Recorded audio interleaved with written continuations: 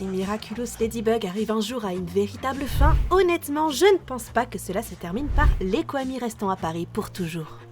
La série nous rappelle sans cesse que les Kwami n'ont jamais été destinés à vivre comme des animaux de compagnie dans le sac de quelqu'un, surgissant pour des snacks et des transformations.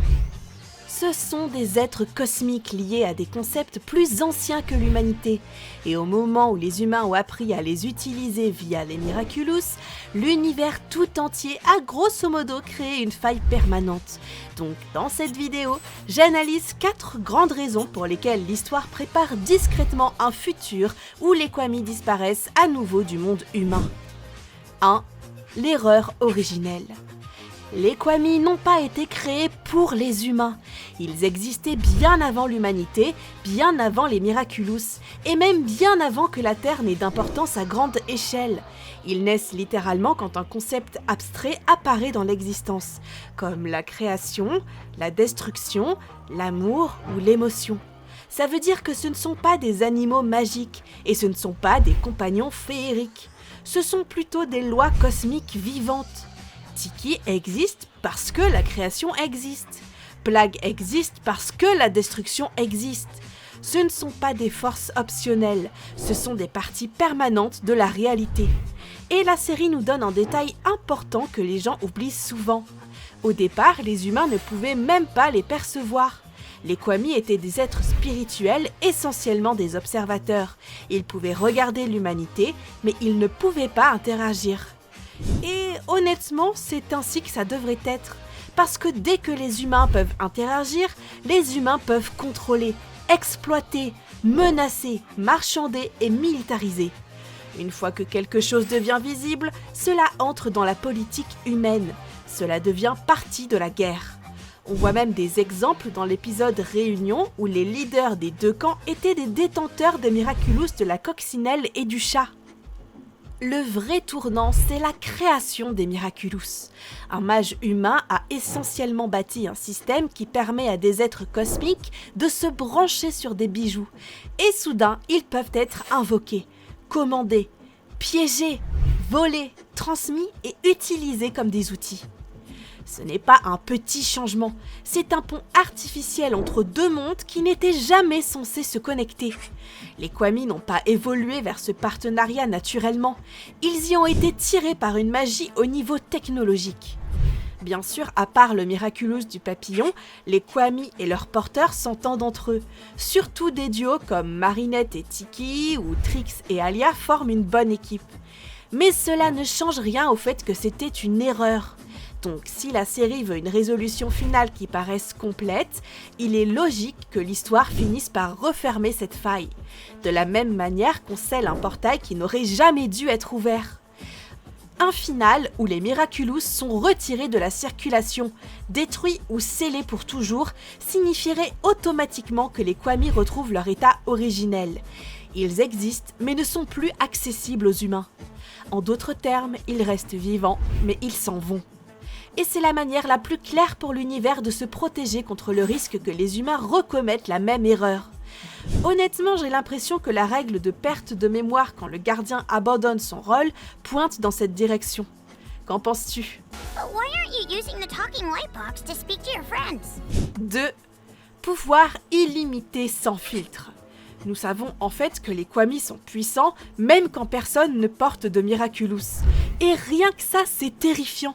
Leurs pouvoirs sont liés à des concepts abstraits, donc lorsque ces pouvoirs sont libérés sans filtre humain, ils ne sont pas maîtrisés, ils ne sont pas réduits. Nous avons littéralement la preuve de cela dans le lore. Plague a causé l'extinction des dinosaures. Ce n'était pas un petit accident, c'est une conséquence au niveau planétaire. Et la partie effrayante, c'est qu'il n'avait pas besoin d'un Miraculous pour le faire. Comme Tiki, n'importe quel Kwami sous forme d'esprit utilisant son pouvoir lié à un concept à pleine puissance pourrait provoquer une énorme catastrophe. C'est pourquoi les Miraculous sont si importants. Ils transforment un pouvoir cosmique en une version contrôlée que le détenteur peut canaliser via un outil. Le possesseur devient un limiteur, un point de focalisation. Mais ce système crée une énorme contradiction. La seule façon pour les Kwami d'interagir en sécurité est à travers les humains. Or, les humains sont les créatures les moins sûres auxquelles confier ce genre de pouvoir. Donc d'un point de vue écrire une fin, il y a un problème. Tant que les Kwami restent liés au Miraculous, le monde est toujours à un pas de la destruction massive. Il suffit d'un instant où un Kwami s'échappe, utilise son pouvoir librement ou est poussé dans un état extrême. Même la série reconnaît que leur pouvoir est trop fort et trop flou lorsqu'il n'est pas canalisé.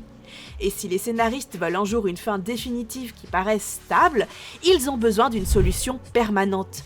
On ne peut pas terminer la série en laissant les Kwami enfermés dans la Miracle Box et en faisant promettre aux responsables, qu'ils soient gardiens ou héros, d'être prudents. Parce que nous savons déjà ce qui arrive quand les gens promettent d'être prudents. Quelqu'un les vole, fait un vœu ou devient obsédé. Et en réalité, ça se répète. You've been neglecting a very classy piece of camembert on your plate for too long. 3. Les Kwami sont faciles à militariser. Même si les Kwami eux-mêmes ont de bonnes intentions, leur situation est cruellement simple. Quand ils sont liés à un Miraculous, ils sont assujettis à la volonté du propriétaire. Cela signifie que si un méchant met la main sur le bijou, le Kwami devient prisonnier. Il ne peut pas simplement s'envoler et dire non. Il peut être commandé, restreint, réduit au silence et forcé à coopérer. Nourou et Doussou sont les exemples les plus évidents parce que la série rend leur souffrance émotionnelle. Nourou est essentiellement coincé dans un cycle de voir des gens souffrir à cause de son pouvoir. L'état de Doussou devient encore pire quand le Miraculous du Pan est endommagé. Cela transforme tout le lien en cauchemar. Et ensuite, la saison 5 prend ce concept et l'amplifie en un scénario d'horreur. Gabriel enferme presque tous les Kwami. Il les contrôle. Il les réduit à des ressources. Et réfléchis à quel point cela est extrême dans l'univers de la série. Si une seule personne peut collectionner plusieurs Kwami et les garder prisonniers, alors le système des Miraculous n'est plus un outil de héros, mais un potentiel mécanisme d'asservissement de masse. Les Kwami ne sont pas protégés par leur statut cosmique, ils ne sont pas non plus à l'abri du mal. C'est pourquoi cela est dangereux à 2 niveaux. D'abord, les vilains peuvent les utiliser pour nuire aux humains, mais ensuite, les vilains peuvent blesser les Kwami eux-mêmes, absorber tout leur pouvoir sans penser aux conséquences. Then grant me the power to locate Ladybug and Cat Noir's Miraculous. 4. Et pour terminer, leur faiblesse. On parle des Kwami comme s'ils étaient invincibles, mais le lore continue de nous donner des faiblesses, et ces faiblesses sont précisément la raison pour laquelle ils ne peuvent pas rester sans danger dans le monde humain pour toujours. Pour commencer, ils peuvent tomber malades. Tiki tombe littéralement malade dans de mauvaises conditions. Et la maladie n'est pas seulement un problème de Kwami. Quand le Kwami est faible, la transformation et les pouvoirs du porteur peuvent aussi s'affaiblir. Cela signifie qu'un héros peut perdre son efficacité parce que son partenaire cosmique est malade ou stressé. Et un vilain peut exploiter cela. Si vous pouvez affaiblir le Kwami, vous affaiblissez indirectement le héros. Mais ce que je veux vraiment souligner est autre, et Tiki et Plagg en sont des exemples parfaits. Malgré leur nature cosmique liée à la création et à la destruction, ils ont des faiblesses extrêmement humaines quand il s'agit de nourriture. L'obsession de Tiki pour les sucreries, en particulier la galette, est folle. Elle devient imprudente, complètement gouvernée par l'envie. On l'a vu abandonner les règles, voler au grand jour où des humains pouvaient la voir, et même utiliser son pouvoir sans porteur, ce qui est l'une des choses les plus dangereuses qu'un Kwami puisse faire. Et puis il y a Plagg. L'obsession de Plagg pour le camembert fonctionne de la même manière. Tout ce qui ressemble à du camembert peut le distraire totalement. Adrien lui-même le dit. Plagg pense avec son estomac. Et quand le Kwami de la destruction pense avec son estomac, ce n'est pas drôle. C'est une catastrophe potentielle en attente. Donc, si vous vous êtes déjà demandé pourquoi la série nous rappelle sans cesse à quel point les Kwami sont anciens, puissants et vulnérables, voilà pourquoi. Les Miraculous ont créé un pont que les humains n'arrêtent pas d'utiliser pour leurs propres besoins, et les Kwami continuent de payer le prix. Une vraie fin pour Miraculous n'est pas de vaincre le vilain du moment, c'est plutôt de réparer le système qui génère les vilains en premier lieu. Et la manière la plus simple de le réparer est de supprimer totalement l'accès aux Kwami. Maintenant, je me demande, puisque l'univers quantique a besoin d'équilibre, si les Kwami partent, qu'est-ce qui les remplace ? L'univers crée-t-il un nouveau système ? Et voilà, la vidéo est terminée. Si vous l'avez aimé, n'oubliez pas de vous abonner à ma chaîne, d'aimer la vidéo si elle vous a plu et de commenter ce que vous en pensez. C'était Romane, je vous dis à très bientôt.